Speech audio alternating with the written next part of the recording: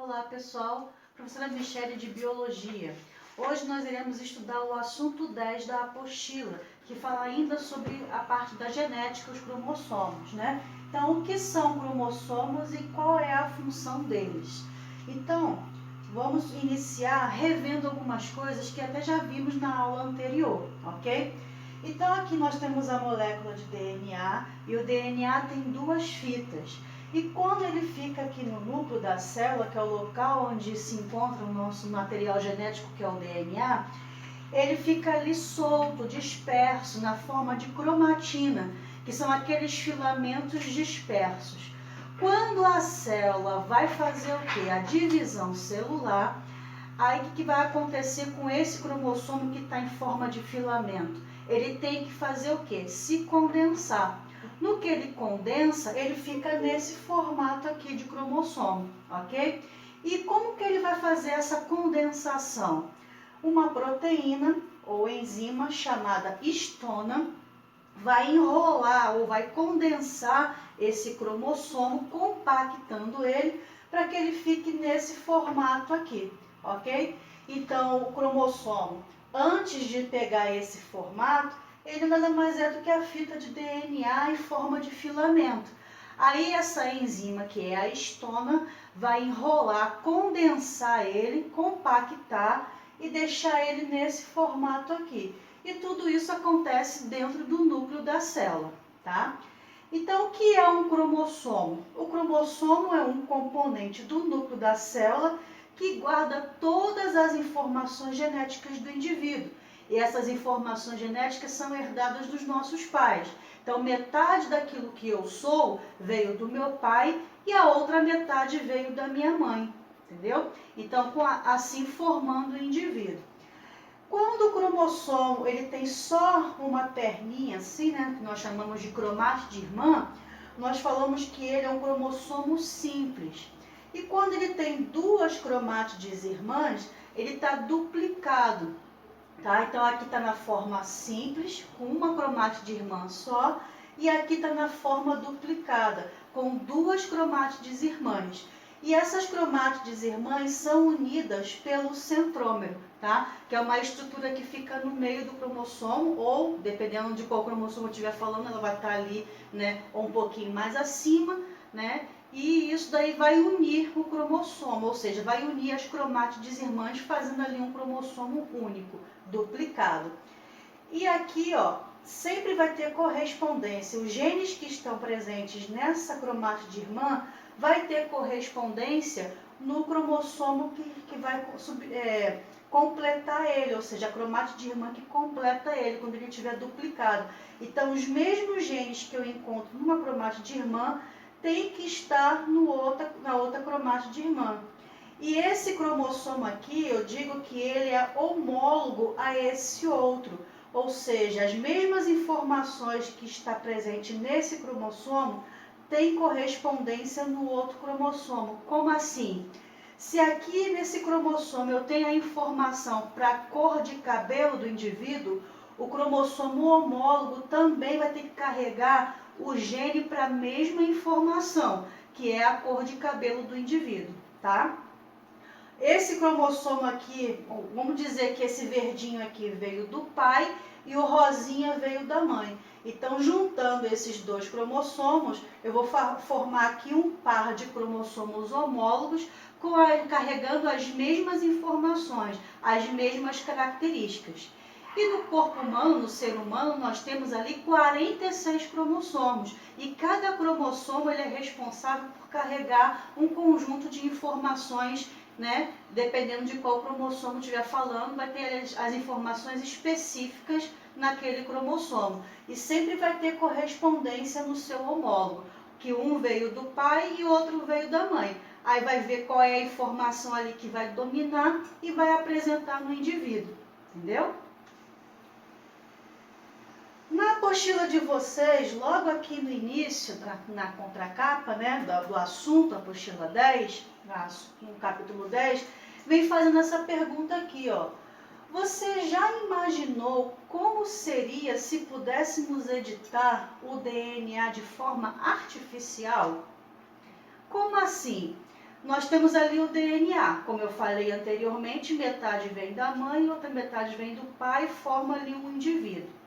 Essas informações, né, são herdadas e muitas das vezes na nossa família, às vezes tem uma doença genética, por exemplo, um diabetes, né, uma pessoa diabética ali, então você pode herdar essa doença porque você ganhou esse cromossomo com essa doença, ou alguma outra síndrome, alguma outra anomalia e apresentar a doença em você, né? Aí cientistas estão pesquisando a respeito, vendo a possibilidade de fazer o quê? Pegar a molécula de DNA, achar onde está essa mutação, onde está esse erro, retirar e colocar outro no lugar, né? Fazendo assim o quê? Uma correção, né? Fazendo ali uma alteração no DNA da pessoa, isso em laboratório, né? Por isso que fala aqui que é artificialmente, para que a pessoa ela possa não ter mais aquela doença e não passar para os seus descendentes. Inclusive já foi feito isso, né, de forma clandestina, já foi feito um experimento desse tipo. Olha só essa matéria que eu achei super interessante, né? Foi uma matéria publicada no dia 6 de dezembro de 2019, então é recente, né? Cientista chinês que editou o DNA de gêmeas pode ter causado mutações indesejadas. Documento inédito vazado pelo MIT, que é Instituto de Tecnologia de Massachusetts, revela que o uso não autorizado de técnica CRISPR para imunizar bebês contra o HIV em novembro de 2018 pode ter gerado efeitos colaterais em outras partes do genoma da criança. Então, o que esse cientista aqui fez, né? Ele pegou ali um casal onde o pai, né, ele tem o HIV. E eles eram doidos para ter filhos, mas não podiam ter filhos porque ele podia transmitir isso para os seus descendentes, as suas filhas ou filhos poderiam nascer com HIV. Então, o cientista que estava fazendo o estudo dessa técnica chamada de CRISPR, né, ele pegou esse casal para fazer um experimento. E não é autorizado fazer isso em humanos, está sendo feito em animais, em plantas, mas em humanos ainda não foi autorizado. Então ele fez de forma clandestina. Então ele editou ali o cromossomo, né, o DNA dessa pessoa, tirou o gene onde estava detectado o vírus, o HIV, manipulou ali no laboratório, colocou no embrião e colocou no útero da mulher. A mulher gerou a criança, inclusive nasceu gêmeas, né? E essas gêmeas nasceram resistentes ao HIV. Então elas nunca na vida delas vai contrair o HIV. O problema é que ele ter mexido no DNA dessas meninas, eles alteraram outras coisas, ou seja, causou mutações indesejadas. As meninas já estão com mais de um pouquinho de um ano de idade e ainda não apresentou nenhum problema, mas pode apresentar futuramente quando ela estiver na adolescência ou, né, na juventude, porque muitas das doenças genéticas só vai aparecer quando a pessoa estiver na idade adulta ou quando ela estiver em época reprodutiva, ou seja, estiver tendo filhos, ela pode transmitir essa mutação para os seus descendentes. E a gente não sabe o que isso pode acontecer. Aí, lendo aqui um trechinho da matéria para vocês, diz assim, ó.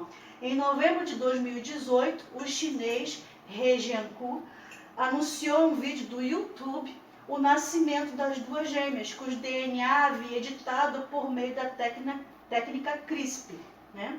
O objetivo do cientista era excluir o trechinho do gene CCR5 para transformá-lo em uma variante batizada de Delta 32. Tal variante torna as bebês imunes ao HIV, então elas nunca vão contrair o HIV na vida delas. Sabe-se que o Delta 32 ocorre naturalmente em menos de 1% da população europeia. Então, 1% das pessoas que são da Europa já tem isso de forma natural, né? E essas pessoas são resistentes ao vírus da AIDS. Então, por isso que esse cientista quis fazer isso de forma manipulada em laboratório para ver se dava certo. E realmente deu certo. Só que as consequências disso é que, né, é o complicado.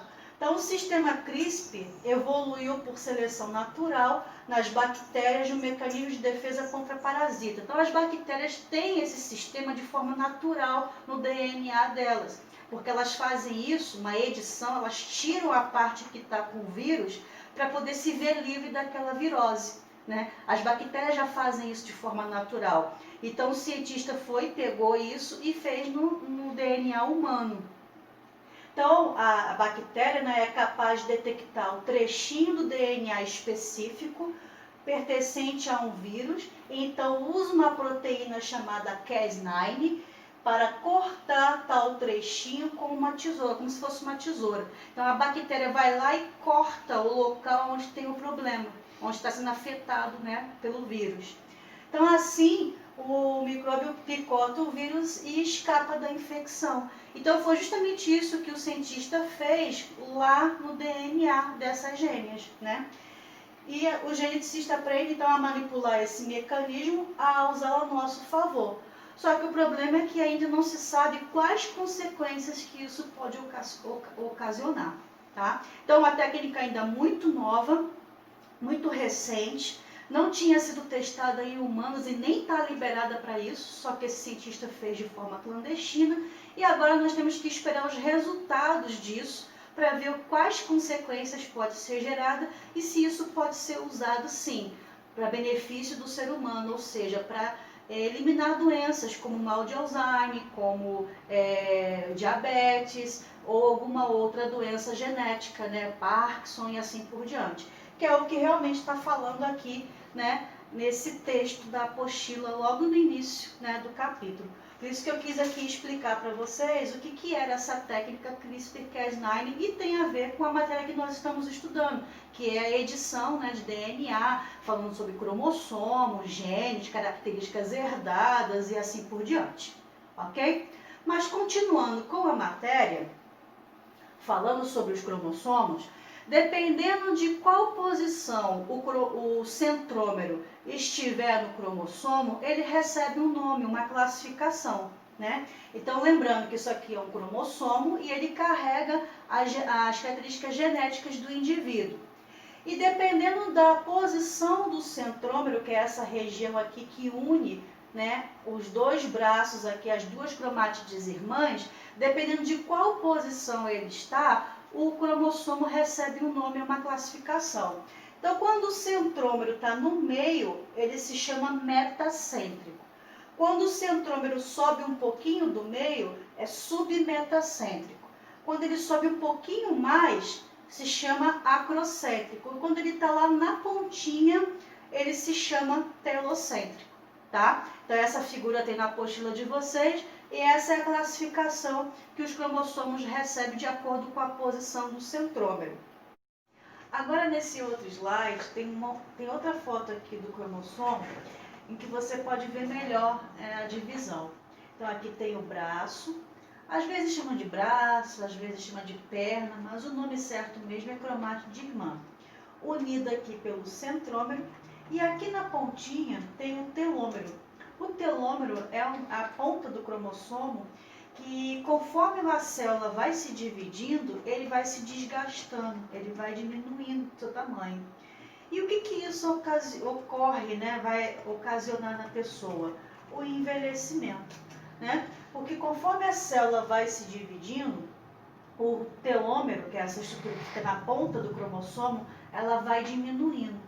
Vai chegar a um certo momento, com o tempo, que conforme a célula se divide, os telômeros encurtam até a divisão deixar de ocorrer. E se a célula não se dividir, ela vai morrer, tá?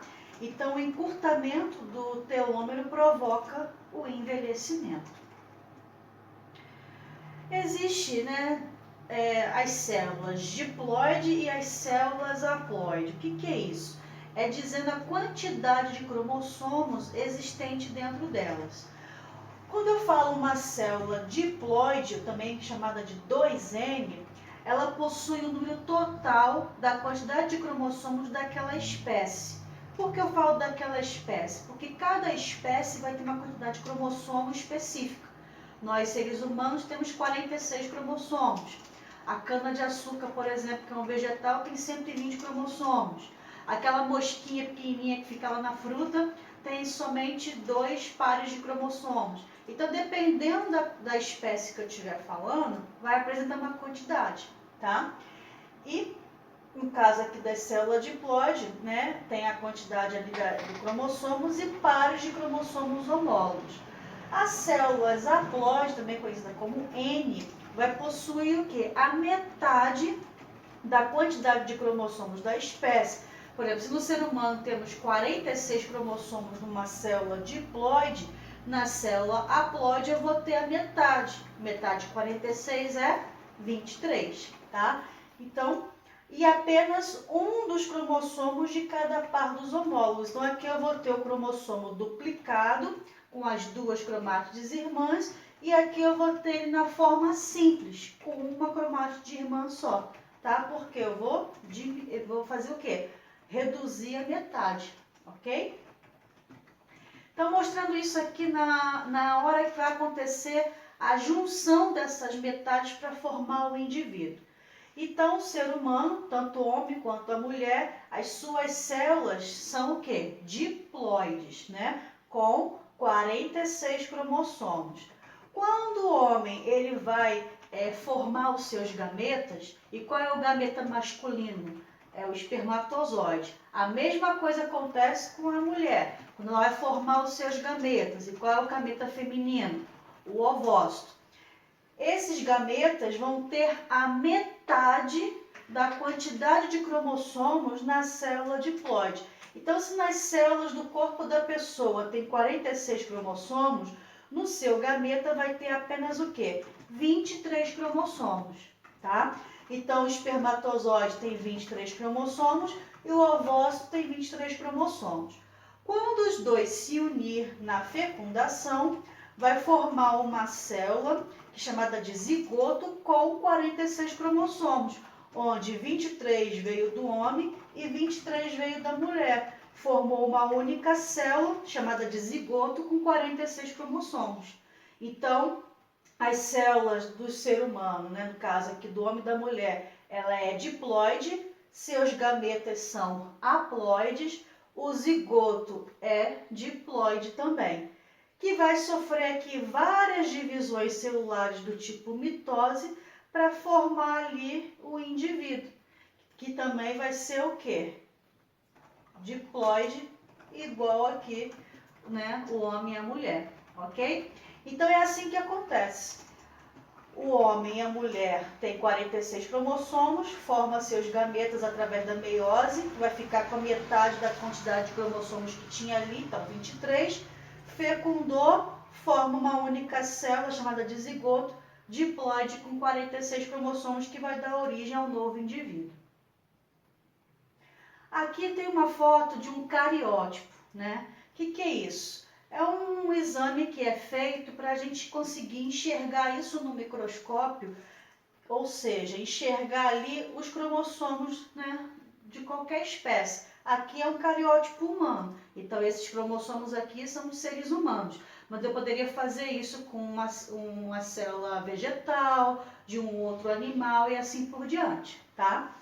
Então, aqui é o cariótipo humano. Lembra que eu falei que nós temos 46 cromossomos? Metade veio do pai e a outra metade veio da mãe. Então, eu vou ter aqui, ó, 46, né, cromossomos, ou seja, 23 pares de cromossomos.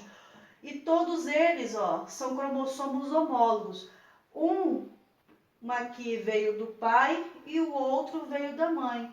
Então, eu tenho aqui, ó, metade que veio do pai, metade que veio da mãe em todos os cromossomos, formando assim 23 pares, tá? Onde 22 pares de cromossomos é comum em ambos os sexos, ou seja, não importa se é homem ou se é mulher, vai ter esses 22 cromossomos aqui, iguais. Só que esse daqui, ó, o 23º par de cromossomos, vai depender se ele é homem ou mulher, vai apresentar uma pequena diferença, que é o cromossomo sexual, tá? Se for uma mulher, vai ser o cromossomo XX. Se for um homem, vai ser o cromossomo XY. Então, somente vai ser essa a diferença. O restante, todos os outros cromossomos vão ser as mesmas características, tá? Então, ó, na espécie humana, há 22 pares de cromossomos homólogos em ambos os sexos, que são esses 22 aqui, tá? Um veio da mãe e o outro veio do pai. E esses cromossomos que são encontrados em ambos os sexos, nós chamamos de autossômico. E tem umzinho aqui, ó, um par, né, de cromossomo sexual, que nós chamamos de alossômico. Se for mulher, vai ser XX, tá? Então, XX é igual a sexo feminino. E se for um homem, é XY. XY é igual ao sexo masculino. Então, isso aqui mostra para mim que esse cariótipo aqui é de qual sexo? Se aqui, ó, tá X e Y, então isso aqui é um cariótipo de um homem, tá? Eu posso representar assim também, ó, 46 cromossomos, sendo que um deles é XX ou XY, ou eu posso dizer 44 autossômicos mais um par de alossômico, que no caso aqui vai ser ou XX ou XY. São só maneiras de escrever a mesma coisa, tá? E isso aqui nós conseguimos ver na célula quando ela está fazendo divisão celular, principalmente na fase metáfase. Esse assunto nós vamos estudar na próxima aula, que vai falar sobre como a célula se divide, ok? Relembrando aqui os ácidos nucleicos. Então, quais são os dois tipos de ácido nucleico que existe? Nós temos o RNA, tá? Que é uma fita simples. E quais são as bases nitrogenadas que tem no RNA? A citosina, a guanina, a adenina e a uracila. E o outro ácido nucleico é o DNA, que tem duas fitas, tá? E quais são as bases nitrogenadas do DNA? Nós temos a citosina, a guanina, a adenina e a timina, ok? Lembrando que todo ele é formado por nucleotídeos. E o que é um nucleotídeo? É esse grupamento aqui, onde eu tenho um grupamento fosfato ligado a um açúcar, né, uma pentose, ou seja, um açúcar de 5 carbonos, ligado a uma base nitrogenada. Isso tudo aqui é um nucleotídeo. E a fita tanto de RNA como de DNA é composta por vários nucleotídeos. E lembrando também que o RNA é uma única fita e o DNA são duas fitas. E eles são ligados assim, ó, por pontes de hidrogênio. Isso nós estudamos na aula passada, estou só relembrando, ok? Mas por que eu estou relembrando disso aqui? Porque na apostila, nesse assunto do capítulo 10, fala de duplicação de DNA e fala da síntese de proteína, fabricação de proteína, tá?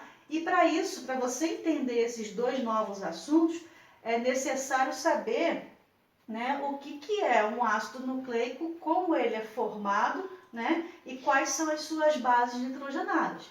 Então, se você ainda tem dúvida nesse assunto, reveja a aula anterior e depois assiste essa daqui novamente, tá? Então, aqui vamos falar como é que acontece para duplicar, ou seja, fazer a duplicação do DNA. Então, o DNA ele tem duas fitas, né? Ele é uma dupla hélice. Quando eu quero fazer a célula se duplicar, para poder fazer a divisão celular, ela precisa duplicar a quantidade de cromossomos, para que metade possa ir para uma célula e a outra metade para outra célula, tá?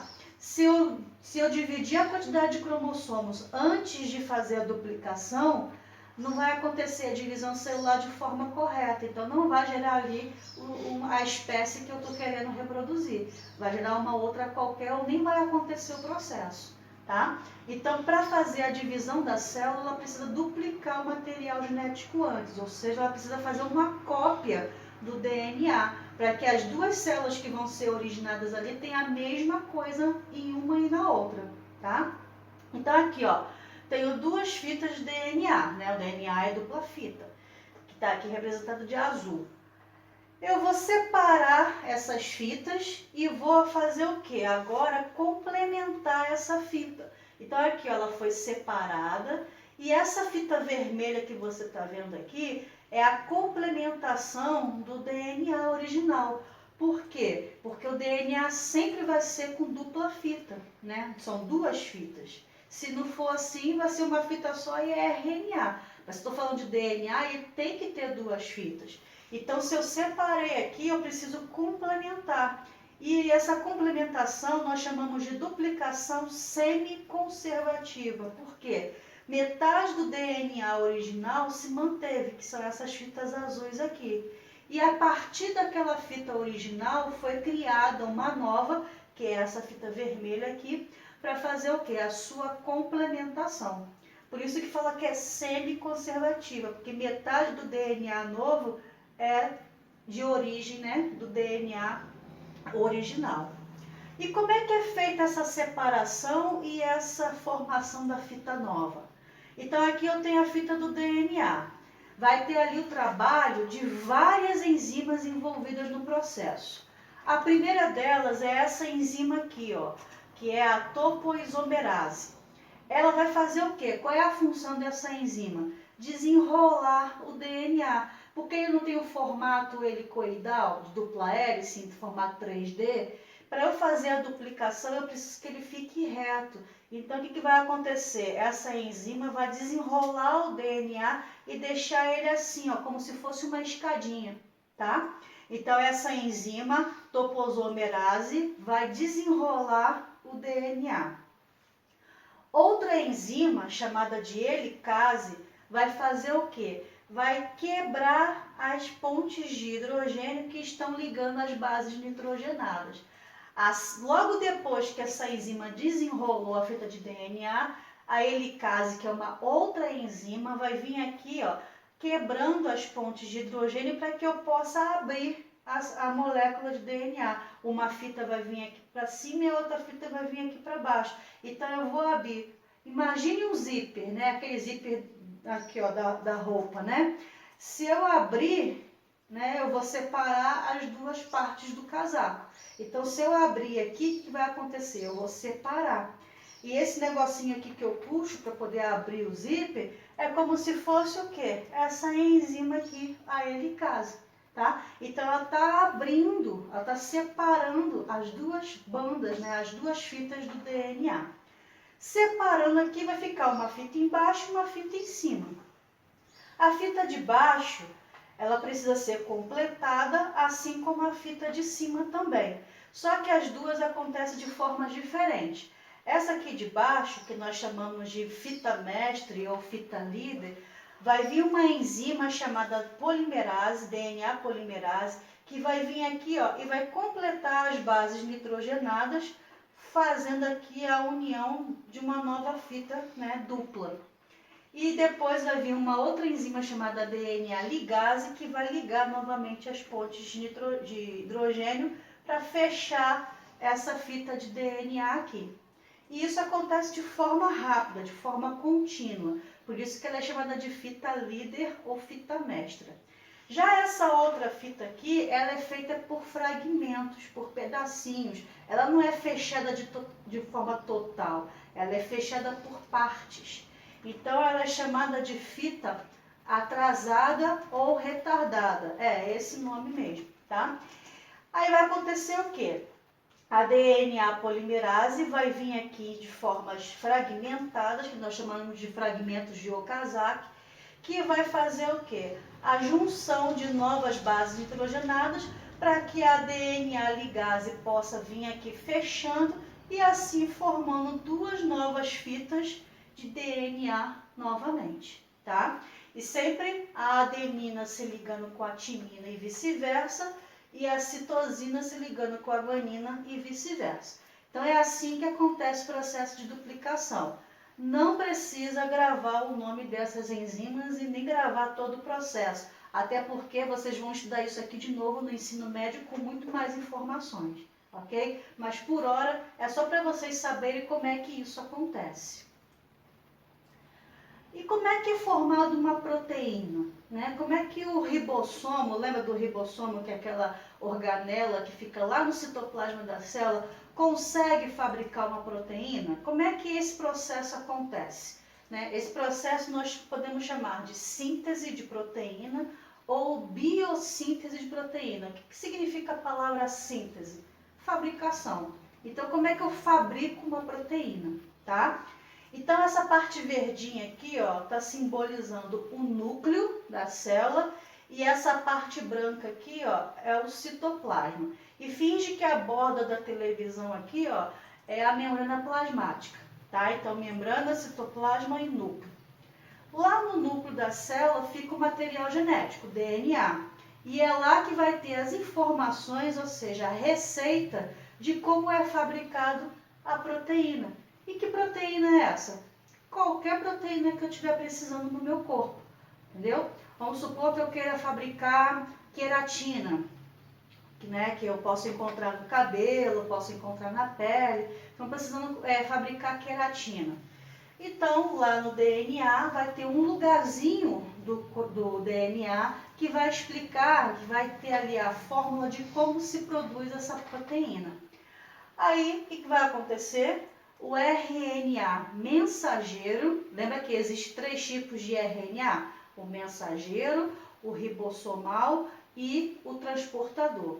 O RNA mensageiro, ele vai fazer a cópia da onde está lá no DNA, onde está escrito a formação para fabricar essa proteína que eu estou querendo, tá? Então, o RNA mensageiro vai copiar, e esse processo de cópia que acontece lá dentro do núcleo da célula é chamado de transcrição, tá? Que é a primeira etapa da formação da proteína, que é a transcrição. O que é a transcrição? É quando a fita de RNA mensageiro é formada baseado na cópia do DNA com a informação para produzir a proteína que eu quero. Aí a fita de RNA mensageiro vai sair dali do núcleo, né? Lá pelaquele porozinho da carioteca, e vai vir aqui para o citoplasma.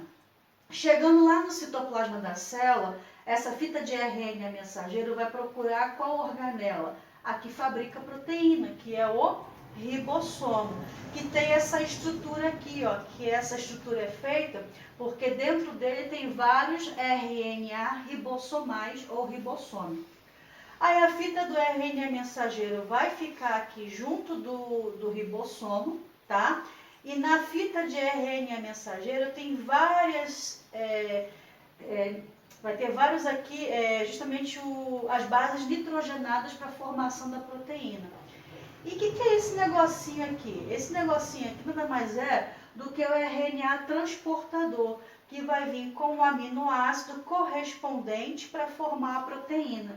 Então, aqui na fita do RNA mensageiro, eu vou ter as bases nitrogenadas sempre lidas de 3 em 3, né, que nós chamamos de códon.